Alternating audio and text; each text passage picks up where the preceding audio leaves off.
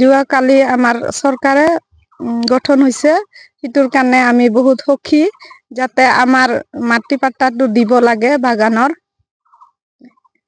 আমাক দৰমহা বাঢ়াব লাগে আৰু আমি অৰুণোদয় নাপাওঁ, আমি অৰুণোদয়টো পাব লাগে। আধা পায় আধা নাপাওঁ, আমি নাপাওঁ।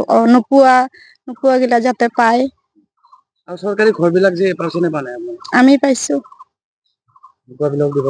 নোপোৱা গিলাক দিব লাগে। ভাল লাগিছে। আৰু আমাৰ অৰুণোদয় পাব লাগে আৰু ঘৰ-চৰ পাব লাগে আৰু আমাৰ দৰমহা বাঢ়াব লাগে, 500 টকা হ'ব লাগে। হয়, সঁচাকৈ আমি আনন্দিত যে যোৱাকালি আমাৰ ডক্টৰ হিমন্ত বিশ্ব শৰ্মা অসমৰ মুখ্যমন্ত্ৰী ৰূপে শপত গ্ৰহণ কৰিলে। সঁচাকৈ মামালৈ আমি অশেষ শুভকামনা আৰু অভিনন্দন জ্ঞাপন কৰিছোঁ।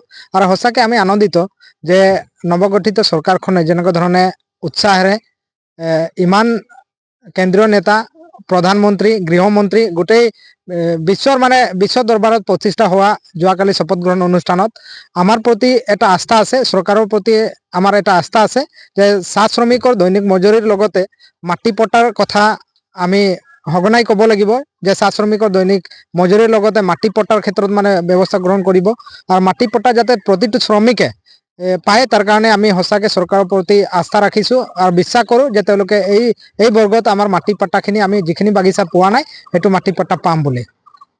লগতে আমি আশা কৰোঁ শ্ৰমিকৰ যিখিনি কল্যাণমূলক কাম কৰাৰ কাৰণে পদক্ষেপ গ্ৰহণ কৰিছে, চৰকাৰী আৱাস গৃহ বা বিভিন্ন চৰকাৰী আঁচনি, অৰুণোদয় আদি কৰিয়েকে বিভিন্ন আঁচনি বৰ্তমান লাগু কৰি আছে। গতিকে আমাৰ শ্ৰমিকসকলো যাতে পায় তাৰ কাৰণে আমি চৰকাৰক আহ্বান কৰিছোঁ।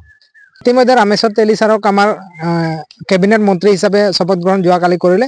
তথাপিও আমি বিচাৰোঁ বৃহৎ জনগোষ্ঠীটোক উন্নয়নৰ পথত লৈ যোৱাৰ কাৰণে যেনেকুৱা ধৰণে চৰকাৰ পদক্ষেপ লৈছে, ঠিক তেনেধৰণে আৰু এজন মন্ত্ৰীৰূপে আমি বিচাৰোঁ যাতে শ্ৰমিকৰ যিখিনি অভাৱ অভিযোগ আছে এইবোৰ যাতে সম্পূৰ্ণ কৰাত চৰকাৰখনে কাম কৰিব পাৰে। তাৰ কাৰণে আমি অনুৰোধ কৰিছোঁ যে আৰু আমাক এজন মন্ত্ৰী লাগে, যাক নেকি আমাৰ মন্ত্ৰী হিচাপে আমাৰ চাহ শ্ৰমিক তথা আদিবাসী ৰাইজক ভালকৈ চোৱা চিতা কৰিব পাৰে আৰু আদিবাসী উন্নয়ন পৰিষদটো ভালকৈ গঠন কৰি যাতে আগন্তুক দিনত ভাল এটা পৰ্যায়লৈ কাম কৰিব পাৰে, তাৰ কাৰণে আমি চৰকাৰক আহ্বান কৰিছোঁ।